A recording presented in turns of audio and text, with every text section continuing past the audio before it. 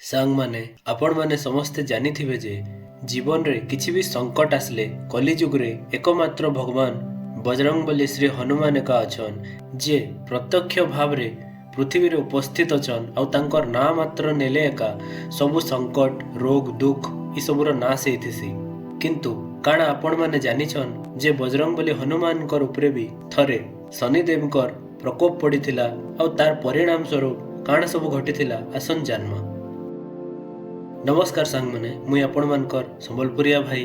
तो वाल्मीकि रामायण रे उल्लेख अच्छे जे तृतीया युग रो अंत हेबार टाइम रे थरे हनुमान श्री राम कर भजन करी करी सारा पृथ्वी रो परिक्रमा करुथिले आउ से टाइम रे तांकर उपरे भगवान शनिदेवकर वक्र दृष्टि पड़िथिला।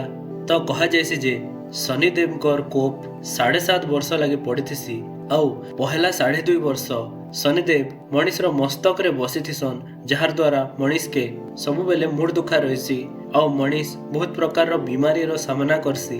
तार परे आउ 2.5 वर्ष से मनीषर पेट रे बास करसन जहार द्वारा पेट रो नाना प्रकार रोग आउ जंत्रणा लागी रहिसी आउ से 2.5 वर्ष मनीष रो पाद रे से रहिथिसन जहार द्वारा मनीष के सबु बेले भूल जगह के गति होतिसी जेन जगह रे तार प्रति विपद थिसी। इटा के शनिंकर 7.5 बोलिकिना भी कहसन। शनिदेव जेतेले भगवान हनुमान के देखले से जाइकिना कहिथिले जे हे साधारण वानर वर्तमान तोर पाली है मोर प्रकोप के बरण करबार मुई तोर कुंडली रे रहबार लगी आसी छे। भगवान हनुमान श्री राम कर स्तुति रे एतकी माती जाइथिले जे से तांकर कथा सुनी एका नै पारी आउ परिक्रमा करुथिले। शनिदेव रागिकिना भयंकर आवाज रे कहिथिले जे हे मूर्ख वानर तुई के आउ इ कलिजुग रे केन भी भगवान कर स्तुति किछि काम नहीं करे। कलियुग रे खाली मुई जणे देवता है जहार पूजा करिकिना मोर प्रकोप रु रक्षा मिलवा। हनुमान एतकी सुनिकिना विनम्र भाव रे कहिथिले जे हे शनिदेव मुई श्री राम कर भक्त है आउ मोर ना हनुमान है आउ आपण जहा भी करबा लगी चाहुछन मुई से सब जिनिस लगी प्रस्तुत अच्छे आपण करि पारन। इटा सुनिकिना शनिदेव क्रोध रे आसिकिना सांगे सांगे हनुमान कर मूड उपरे बसी जाइथिले। तार द्वारा हनुमान के तांकर मूड रे खुजली हेबा के लागला। हनुमान निजर लांजरे गोटे विशाल काय शिला खंड के उठेकिना निजर मुंड उपरे लदी देथिले।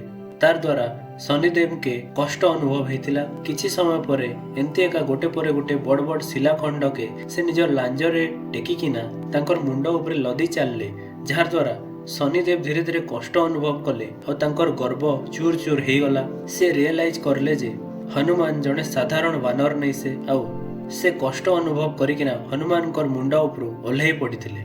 शनिदेव कहिथिले जे हे रामदूत हनुमान मुई मोर अहंकार रे चूर्ण हे जाइथिली आउ निज के बड़ भाबी देइथिली। मुई आजि ठारू कथा दोचे जे कोनोसी भी श्री राम कर भक्त या फिर हनुमान भक्तंकर उपरे मोर वक्र दृष्टि नहीं पड़े आउ जदि भी पड़िथिबा बेले सेटा राम नाम हरि नाम आउ हनुमान कर नाम रे धीरे धीरे कम हे जिबा।